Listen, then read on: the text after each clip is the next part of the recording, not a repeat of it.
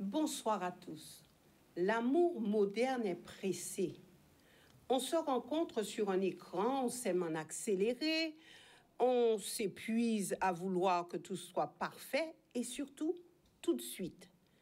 Mais dès que surgit la moindre contrariété, la passion s'évapore, remplacée par un next ou un je mérite mieux. Nos grands-parents parlaient de patience, de construction, de respect du temps. Aujourd'hui, on parle de compatibilité et de toxicité. Alors, la question se pose, les couples d'aujourd'hui veulent-ils vraiment aimer ou simplement ressentir sans attendre? 25 minutes pour ou contre, les couples d'aujourd'hui veulent l'amour sans la patience. Alors ce soir, notre pour et notre contre, nous avons Laurence qui est pour et nous avons Grégory qui est contre. Bonsoir à vous et merci d'être ici ce soir. Ce n'est pas un exercice facile, mais je vous salue pour votre implication au niveau de cette émission. Alors, je vais poser d'abord la question à Laurence. Les couples d'aujourd'hui ne sont-ils pas devenus des consommateurs de sentiments? Et on va dire qu'ils zappent dès que l'émotion baisse, dès que les sentiments commencent à être un petit peu en berne. Eh bien, Yvelise, tu parles de couple, ça me fait sourire parce qu'en fait, aujourd'hui, je ne sais pas si cette notion existe encore. J'espère en tout cas que dans notre société, on parle plutôt de trouble, parfois, où... Voilà, on a toutes sortes de configurations aujourd'hui. On a même des hommes des femmes aussi, qui se prévalent d'avoir plusieurs partenaires et de ne pas vraiment être en couple, mais d'être dans des histoires d'amour. Moi, je suis pour l'amour. Je suis pour tout ce qui va concerner, tu as dit l'émotion, voilà. Mais en fait, l'émotion, c'est aussi quelque chose qui doit être nourri. C'est quelque chose qui doit exister, c'est quelque chose qui doit s'entretenir. On est dans une société de consommation rapide où tout le monde va au fast-food, et y compris aussi pour l'amour, apparemment, dans certains cas. Mais moi, je réponds à ta question. En principe, l'émotion ne doit pas baisser. L'émotion, c'est quelque chose qui doit s'entretenir comme une plante. Je ne connais personne qui a un jardin et qui commence par laisser mourir ses plantes en ne lui donnant pas d'eau ni de nourriture. Donc, pour moi, il faut entretenir cette flamme. S'il n'y a pas de flamme, eh bien... Alors, Laurence, comment construire une relation solide quand on vit dans la culture du tout de suite et du si ça ne va pas, je pars? Qui a dit qu'on était dans ce genre de société? C'est un mythe, en fait. Il y a beaucoup de personnes qui croient à l'amour, tout simplement, et qui restent et qui décident de rester parce qu'elles sont convaincues de l'histoire qu'elles sont en train de vivre. On parle de société qui consomme, mais qui a dit ça, en fait? Ce sont parfois les idéologistes, les gens, en fait, qui pensent la société d'une certaine manière, qui disent « Oh, la société est devenue comme ça ». Je ne crois pas qu'en Guadeloupe, les gens fonctionnent comme ça. Les gens ont des valeurs. Et pour moi, les valeurs, ça compte. Grégory. Alors, Grégory écoute attentivement. Alors, Grégory, qui est contre, dit qu'aujourd'hui, les choses ne sont pas comme Laurence les décrit.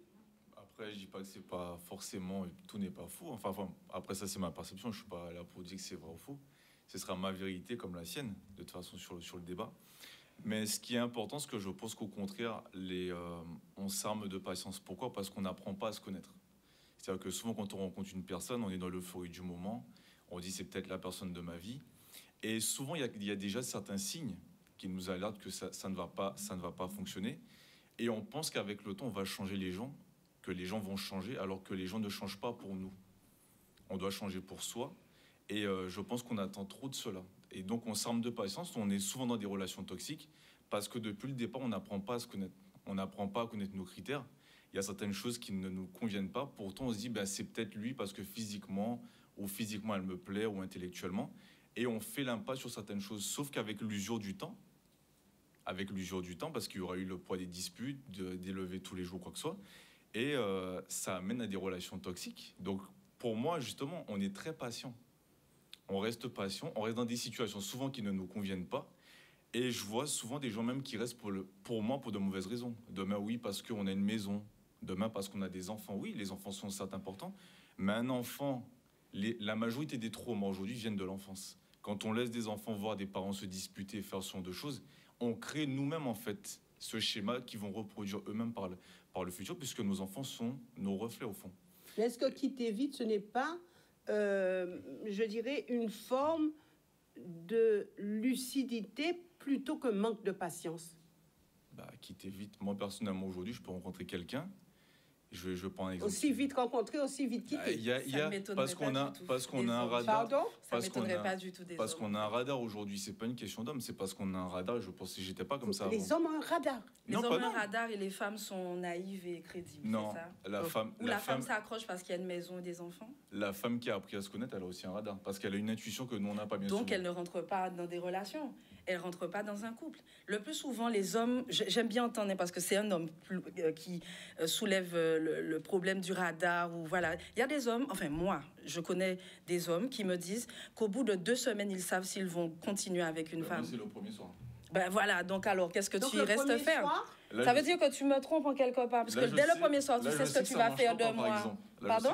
Mais clairement, mais merci Seigneur. Parce que si tu me dis que dès le premier soir, ça voudrait dire que je vais dîner avec toi. Non, j'aurais préféré déjeuner. Moi, généralement, je ne donne pas je ne laisse pas un homme être aussi facile. Oui, je t'invite à dîner, puis je sais dès le premier soir ce que je vais faire de toi. Il va devoir un petit peu cravacher et surtout pas le soir. Parce que en fait, là, je parle de ma projection, je parle pas de tous les hommes. Oui, mais ils sont tous pareils. On n'est pas tous pareils. Ça, on généralise pas les gens. Tout le monde n'est pas pareil. C'est comme si je dis que toutes les femmes sont pareilles. Je crois pas. Alors, on a beaucoup de points communs, justement. C'est que nous, on s'est reconnus. Ouais, mais le problème, c'est que vous nous traitez tous, toutes en série. On est toutes des petites princesses. On attend le grand château et le cheval blanc. Enfin, généralement, je vois pas de cheval blanc en Guadeloupe, mais je peux croire quand même qu'on peut être assez idéaliste. Donc, si dès le premier soir, tu sais ce que tu vas faire avec une femme, qu'est-ce que tu restes faire? Non, c'est tout simple. Parce que j'ai des critères et je connais mes critères. Donc, en fait, automatiquement, si quelque chose ne va pas dans mes critères, je vais pas te faire perdre ton temps. C'est pas contre toi, parce que de toute façon, je sais que ça... C'est parce que tu as appris, puisque j'ai connu une rupture. Donc, tu n'auras pas de patience pour pouvoir me connaître, alors, dans ce cas. Dans ce cas-là, il n'y a pas de patience. C'est ça? Par exemple, je ne veux pas d'une femme qui fume. Elle vient, elle fume. Pourquoi je veux prendre la patience de la connaître? Puisque je ne veux pas. C'est acté dans ma tête. Mais par contre, tu pourrais dîner avec elle un soir. Parce que si je ne le sais pas, parce que c'est pas des jeux forcément qu'on aborde au premier lieu. On va discuter, je vais la voir, elle va me dire je vais fumer dehors. Je vais dire parce que là, on apprend à se connaître. Je vais te dire, moi, je n'aime pas, je ne bois pas d'alcool. Je ne suis pas contre le fait qu'une femme boive. Mais c'est un homme parfait. Je ne suis pas parfait, mais ce que je veux dire par là, c'est que je ne suis pas pour l'excès. Sauf que quand je vais te connaître au téléphone, je ne vais pas te demander est-ce que tu bois de l'alcool avec excès. On va apprendre à se connaître, on va aller. Là, si je vois que tu en bois déjà 5, 6 ou 6 bières, je vais te dire, bon, c'est pas contre toi. Je dis pas que tu n'as pas le droit de le faire. Je te dis que moi, ça ne me correspond pas. Ça s'arrête là. Donc, je préfère. Et ensuite, on en reste là. Je te dis les choses sincèrement, authentiquement. Je ne sais pas de te jouer un rôle face à toi pour t'emmener au lit et pour te dire après ça va pas. Avant qu'on arrive à toutes ces étapes-là, je te dis ça ne va pas. Je préfère être clair, vrai et authentique que d'être un menteur, un manipulateur et jouer un rôle face à toi. Le problème, c'est que si tous les hommes fonctionnaient comme ça, la Guadeloupe n'aurait plus d'enfants et on se serait éteint tranquillement comme une... Voilà, comme certaines sociétés. En tout cas, on le voit aujourd'hui, on n'a jamais connu autant de divorces, de choses parce qu'on n'apprend pas à se connaître. Donc c'est sûr que vu de ce côté-là, c'est quand même, finalement, c'est mieux d'aller avec quelqu'un, de voir que cette personne ne nous correspond pas, mais de rester avec elle juste parce qu'il faudra rentrer dans des codes et après rentrer dans des relations toxiques. Oui, mais ça, c'est l'idéal. Pourquoi ça ne fonctionnait pas pour nos parents? Moi, je vois que mes parents, ils viennent de fêter pratiquement plus de 50 ans de mariage. Il n'y a pas eu que des hauts, des bas et des moments où c'était toxique ou moins toxique. Ils se sont simplement solidifiés avec le temps. Donc, pourquoi pas? Parce que... Donc, c'est une société qui va parfois trop vite, justement. Ouais, mais je pense ou qu'il y a des critères. Je pense que quand on en fait l'analyse et si on demande, je ne dis pas que tu ne l'as pas fait, mais si on demande à nos grands-parents pour l'avoir fait, que ce soit mes grands-parents et tantes ou autres, souvent, la réponse qui revient, c'est qu'on n'avait pas trop le choix, quoi. Parce que maman nous mettait là. C'était imposé. Voilà, c'est tout. Donc je pense pas qu'elle voulait rester là. C'est qu'en fait, par le temps, et étant donné qu'avec la maturité, la sagesse, forcément, quand on grandit... Donc ça veut dire que les jeunes générations ne sont pas sages. Non, c'est pas ça. C'est qu'en fait, je parle avec la sagesse qu'on acquiert avec le temps. Je dis pas qu'on n'est pas sage. Moi non plus, j'étais pas sage à 21 ans. Je ne connaissais pas. Maintenant, avec le temps, j'évolue. Heureusement. On évolue tous avec le temps. On acquiert cette sagesse. Ou pas, dans cette société. En Guadeloupe, oui, on évolue, voilà. Je sais pas. Mais ce qui est important, c'est qu'à ce moment-là où il y avait beaucoup de problématiques, parce que combien me disent oui, mais certains avaient des enfants dehors, avaient des choses, c'est très récurrent. Mais en même temps, les parents, c'était clair. À l'époque, moi, je le vois, moi, dans ma famille ou même autour, c'était t'es sorti de la maison, t'as été là, tu restes là. Peu importe ce qui se passe, en fait. Donc, à un moment donné... C'était une mauvaise chose ? Mais la femme n'avait pas l'émancipation, elle travaillait pas. Elle laisse tout de suite la femme. Mais les hommes aussi avaient des contraintes. Ils restaient pourquoi alors ? En fait, je sais pas, à l'époque... Ils avaient la parole mais ils avaient la parole donnée. Ils avaient aussi des valeurs, c'est ce que je dis tout à l'heure. Ils avaient des valeurs ce sont ces valeurs-là, d'ailleurs, qu'on a eu tendance à perdre. Et pourquoi pas, justement, quand cette affirmation dit « on veut l'amour sans la patience », c'est comme si on dit « je veux un gâteau sans le cuire au four » ou « je veux faire une crêpe sans la passer sur une poêle » ou « je veux des enfants, mais je veux surtout pas tomber enceinte ». Ça veut dire que tu veux que le bon gâteau. Alors, dans ce cas-là, l'affirmation serait « je veux avoir de l'amour », je vais rayer le mot « patience », je veux avoir de l'amour exactement comme ce que l'amour est. Et si on a une vraie définition de l'amour, je pense on pourrait en fait construire quelque chose. Alors, est-ce que les jeunes générations ont moins la notion du sacrifice, du compromis, et le compromis, sacrifice, pilier, je pense, de la patience amoureuse? Le goût du compromis, après, c'est déjà via tout un chacun. C'est chacun sa définition. Mais derrière... Il y a compromis et compromis. Je pense que déjà, on est devenu beaucoup plus individualiste aujourd'hui. Que ce soit homme ou femme. C'est-à-dire qu'on parle souvent même de tromperie ou quoi que ce soit, mais aujourd'hui, on remarque que de toute façon, c'est que d'un côté ou de l'autre. C'est très fort. Dieu merci. Vous aviez le beau rôle avant, d'être toujours justement qu'on pouvait pointer du doigt sur la question. Aujourd'hui, la femme, elle s'est émancipée, elle a grandi, ça fait pas très longtemps que la femme doit utiliser un chéquier, d'avoir un appartement et un compte en banque. Je trouve et je continue de penser que c'est parfois c'est limitateur par rapport à tout ce que les hommes peuvent faire tout autour et que pour l'instant, on dit jamais d'un homme qu'il est une putain. Pardon, excusez-moi. On dit souvent que c'est la femme qui fait des choses bizarres. C'est bizarre, ça aussi. Donc, je pense que quelque part, la société n'est pas équitable. Ça vient de l'éducation. Parce que je prends un exemple, beaucoup de parents aujourd'hui, je suis désolé, beaucoup de parents aujourd'hui, si souvent tu as un garçon, tu as une fille, souvent, quand tu apprends que ton garçon a plusieurs femmes, tu dis ah, mon fils c'est un chef. Par contre, tu apprends que ta fille le fait. Donc en fait, c'est toujours pareil, ça vient de l'éducation. Les enfants sont le reflet des parents, ils ne ressemblent pas aux facteurs. Donc aujourd'hui, quand un enfant fait certaines choses, je voudrais pas ressembler aux facteurs. C'est bien des choses en fait, c'est que ça vient toujours de là d'où on vient en fait, ça vient pas d'autre part. Donc le comportement ou la vision qu'on peut avoir de la société, c'est bien nos parents au départ qui nous l'ont inculqué, donc ça vient pas d'autre part. Pas que. Tu disais tout à l'heure que tes grands-parents, nos oncles, nos tantes ont aussi des conceptions et qu'ils nous les donnent. Moi, ma mère me dit souvent tu ressembles à ton père. Je lui dis justement, je veux pas ressembler au facteur. Elle me dit ouais, mais j'aimerais bien que certains points, voilà, bah oui, je ressemble à mon père, je ressemble à ma mère. Mais je ressemble pas parce que j'ai été élevé avec eux. Donc, en fait, oui, mais tu peux faire autrement et aujourd'hui, tu peux apprendre pour toi-même. Parce que tu as ton libre arbitre puisque tu l'acquiers avec le temps. Donc c'est bien ce que je dis, le libre arbitre, c'est encore une autre notion intéressante dans l'amour, justement.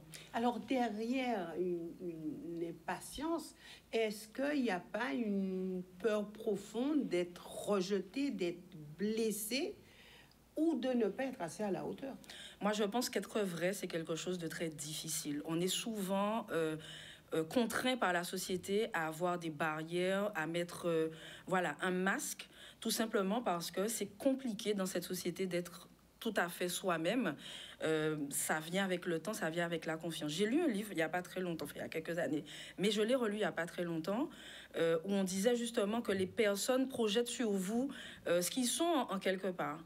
Et que c'est très difficile dans une relation, même au travail, collègue ou autre, d'être soi. Donc on se protège, on ne veut pas souffrir et on veut aussi, en quelque part, avoir un peu raison d'être ce qu'on est. Moi, je pense qu'il faut être honnête quand on va rencontrer, justement, quand on va rencontrer un homme, une femme, elle doit être honnête, elle doit être vraie. Le plus souvent, quand une femme est vraie, qu'elle va rencontrer un homme, elle se fait jeter le premier soir, justement. Parce que ça fait peur d'avoir une femme qui a du caractère, qui sait ce qu'elle veut, et elle n'a pas peur d'être, voilà. Et puis elle a peut-être aussi des envies et des façons. J'aimerais bien savoir s'il y a des stats là-dessus. C'est un pourcentage, parce que bon, ça c'est un peu chaque fois caricatural, mais c'est pas assez. Enfin, je pense pas que ce soit. Moi personnellement, je rêve de rencontrer une femme qui soit vraie, qui soit. Enfin, oui, bonsoir. Je m'appelle Laurence. Comme Laurence. Pas de souci, mais pourtant, après 30 secondes, tu as dit que ça ne marcherait pas entre nous. Non, mais on rigolait là. Mais peut-être que pas, finalement. Mais sur le principe, en fait, qu'il soit vrai, qu'il soit droit, qu'il soit une femme de caractère, qu'il soit libre, qu'il soit caractère, indépendante. Mais c'est entre guillemets, parce que généralement, les hommes n'aiment pas les femmes de caractère. Mais je ne suis pas les hommes. Moi, je m'appelle Grégory. Bonsoir, Grégory. Donc, tu aimes les femmes qui sont douces et soumises? Non, je ne suis pas soumise dans certaines conditions, mais ça, c'est pas pareil. D'accord. Mais elle doit peut-être, comme dans la Bible, la femme regardera à l'homme et l'homme dominera sur la femme. Elle sera soumise à son mari. Mais l'homme aimera la femme, c'est ce que la Bible dit. Je ne suis pas là-dessus. Je considère la femme comme mon égale. Donc ça, de ce côté-là, voilà. Ah, cool. Donc ça veut dire que tu feras la vaisselle et tu donneras les biberons. J'ai jamais été d'accord avec le sens biblique de dire oui, l'homme a sa place et là, ça, je ne suis pas d'accord, tu vois. Mais pourtant, ce n'est pas le sens biblique, tu sais. Ah non, ce n'est pas le sens biblique, parce que la Bible dit. J'ai le débat avec mon cousin parce qu'il est en religion. Souvent, oui, mais l'homme, on a le dernier mot. Moi, je suis pas. Non, c'est pas ce que la Bible dit. Ma femme, en fait, on peut très bien prendre une décision demain de dire on va à tel endroit. Elle me dit les enfants vont à tel endroit. Je lui dis ok, on est d'accord. Il y a pas. En fait, on se trompe, c'est qu'on a pris le mot dominer dans la Bible pour un autre mot en fait, mais ça a été très mal traduit. C'est pas domine, c'est que quand on prend une décision, eh bien, on doit la prendre de manière collégiale justement, avec l'aide qu'on a. Ouais. Parce que la Bible dit bien que quand Dieu a créé l'homme et la femme, apparemment, de ce que je sais, il a créé une aide semblable à l'homme. Donc, il n'a pas créé un dominateur avec un fouet et une personne qui suit comme un petit wagon derrière.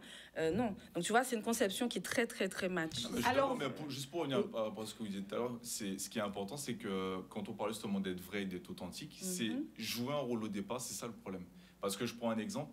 Demain, vous aimez pas qu'on vous parle le matin au réveil. Et là, votre femme, en fait, la personne avec le premier date, elle vous dit, moi, mon kiff, c'est qu'on me parle le matin au réveil. Et comme vous idéalisez, vous dites, bon, ben, c'est pas grave, elle est jolie, tout ça, elle me plaît, donc c'est pas grave. Sauf, encore une fois, avec le temps, ça va pas vous plaire à un moment donné. Vous allez vous énerver. Donc, pourquoi, en fait, c'est pour ça que je dis le premier soir, c'est rédhibitoire, parce que, de toute façon, c'est d'être vrai. Moi, il y a plein de choses que j'aime et que je n'aime pas, et je vais le dire, et c'est déjà arrivé, on me dit oui, mais c'est trop tôt. C'est jamais trop tôt. Moi, je te dis les choses, je te fais pas perdre ton temps, je perds pas mon temps.